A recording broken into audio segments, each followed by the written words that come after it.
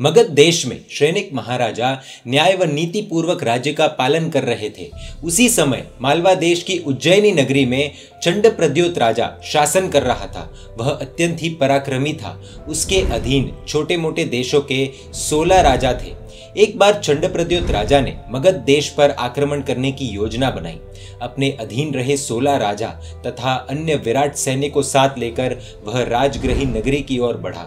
इधर गुप्तचरों ने आकर सैनिक महाराजा को समाचार दिए कि चंडप्रद्योत राजा अपने विराट सैन्य के साथ राजगृही नगरी पर हमला करने के लिए आ रहा है। उसी समय सैनिक महाराजा ने अभय कुमार मंत्री को बुलाकर योग्य मंत्रणा की। अभय कुमार ने कहा, साम दाम और भेद नीति से कोई कार्य शक्य न हो तभी दंड नीति अर्थात युद्ध का आलंबन लेना चाहिए। जो कार्य अन्य रीति से शक्य हो उसके लिए युद्ध करना सिर्फ मूर्खता ही है। युद्ध करने से निष्कारण यानी बिना किसी कारण हजारों जीवों का विध्वंस होता है। सैनिक ने कहा कि तुम्हारी यह बात बिल्कुल ठीक है, किसी राज्य पर आक्रमण करना उचित नहीं है, परंतु सामने से ही कोई लड़ने के लिए आ जाए तो उसका प्रतिकार तो अवश्य करना ही चाहिए।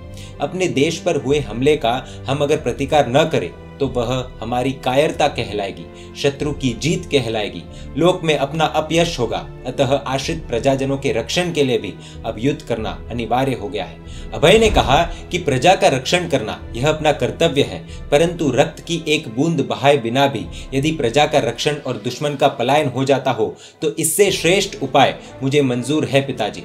सैनिक राजा ने कहा कि अभय, तेरी बुद्धि पर मुझे बहुत गर्व है। यदि किसी का भी खून बहाए बिना प्रजा का रक्षण हो सकता हो तो वह उपाय मुझे मंजूर है।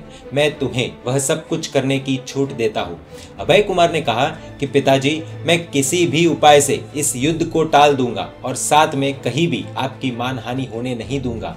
अभय की यह बात सुनकर सैनिक महाराजा बहुत खुश हो गए और साथ में चिंता मुक्त भी। सोच विचार कर अभय कुमार ने सारी योजना बना ली। चंडप्रद्योत राजा अन्य 16 राजाओं के साथ 1-2 दिन में ही राजगृही नगरी के बाहर पहुंचने वाला था। गुप्तचरों के द्वारा अभय कुमार ने पता लगा लिया कि इन 16 राजाओं के पड़ाव कहाँ कहाँ होंगे। उनके पड़ावों का पता चलते ही अभय कुमार ने गुप्त रीति से उस भूमि के नीचे काफी धन गड़वा दिया और ऊपर से भूमि समतल कर दी।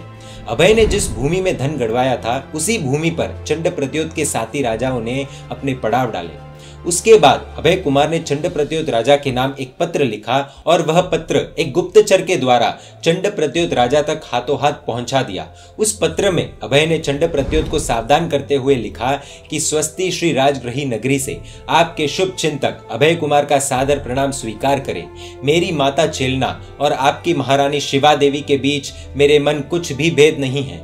चेलना की तरह शिवा देवी भी मेरे लिए उतनी ही पूज्य है। इस संबंध के कारण आपके हित के लिए निस्वार्थ भाव से विज्ञप्ति करता हूँ कि मेरे पिता ने कल ही धन का लालच देकर आपके 16 साथी राजाओं को अपने वश में कर लिया है।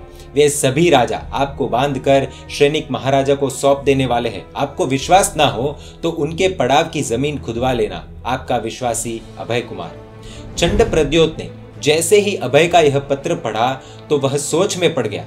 क्या मेरे ही साथी धन के लोभ में फूट गए हैं और मेरे साथी द्रोह करेंगे? सत्यवाद का पता लगाने के लिए चंडप्रद्योत ने पड़ाव की जगह खुदवाकर छानबीन की। जहां से खोदा गया वहां से धन निकला। यह जानकर अपने प्राण बचाने के लिए चंडप्रद्योत राजा वहां से पलायन कर गया। अचानक ही चंडप्रद्योत राजा को पलायन करते देख उसके साथी राजा भी सोच में पड़ गए और अवसर देखकर वे भी वहां से पलायन कर गए। अभय कुमार ने जाकर सैनिक से बात की। सैनिक के सैनिकों ने पलायन करके चंडप्रद्योत राजा के हाथी, घोड़े, रथ आदि सब सामग्री लूट ली। चंडप्रद्योत राजा अपने महल में पहुंच गया। दूसरे दिन वे सब साथी राजा चंडप्रद्योत के दरबार में आए और बोले कि समस्त राजगृही नगरी को घेर लिया गया था, फिर आपने अचानक ही पलायन क्यों कर दिया? चंडप्रद्योत ने कहा कि जो रक्षक थे वे ही अगर भक्षक बन जाए तो फिर क्या किया जाए? तुम ही धन के लोभ में मेरे साथ विश्वासघात करने के लिए तैयार हो गए थे। अच्छा हुआ अभय कुमार ने मुझे सावधान कर दिया। मूर्ख मित्र के बजाय तो होशियार शत्रु अच्छा है। चंडप्रद्योत के मुख से यह विचित्र बात सुनकर उन सभी राजाओं ने कहा कि राजन, आप हम पर संपूर्ण विश्वास रखें। हम किसी भी संयोग में स्वामी द्रोह या विश्वासघात करने में राजी नहीं हैं। लगता है आप उस अभय के प्रपंच को पहचान नहीं पाए। इस प्रकार भागकर तो आपने अपनी प्रतिष्ठा धूल में मिला दी है। खोई हुई प्रतिष्ठा को वापस प्राप्त करना कितना कठिन कार्य है। साथ ही राजाओं की इन बातों को सुनकर चंड प्रत्युत को विश्वास हो गया कि अभय कुमार ने उसके साथ मायाचार किया है। चंड प्रत्युत को अपनी भूल का खूब पश्चाताप हुआ। अब यहाँ पर सोचने जैसा यह है कि अनेक कार्यों को हिंसा के बिना पूर्ण किया जा सकता है, यह संभव है और बिना हिंसा के कार्य होने की संभावना हो तो ऐसे ही करना चाहिए। साम दाम और भेद ये तीनों से अगर काम न हो तो फिर अंत में दंड नीति अपनाई जा सकती है। ऐसे महान महामंत्री थे अभय कुमार। इस प्रसंग से आपको क्या सीख मिली, कमेंट द्वारा हमें जरूर बताएं। बुद्धि निदान अभय कुमार के और भी जबरदस्त प्रसंग हम आगे देखेंगे। देखने के लिए आपको Jain media YouTube channel subscribe कर नोटिफिकेशंस के लिए बेल आइकन प्रेस करना होगा। आप हमें फेसबुक और इंस्टाग्राम पर भी फॉलो कर सकते हैं। जय जिन शासन, जय महावीर।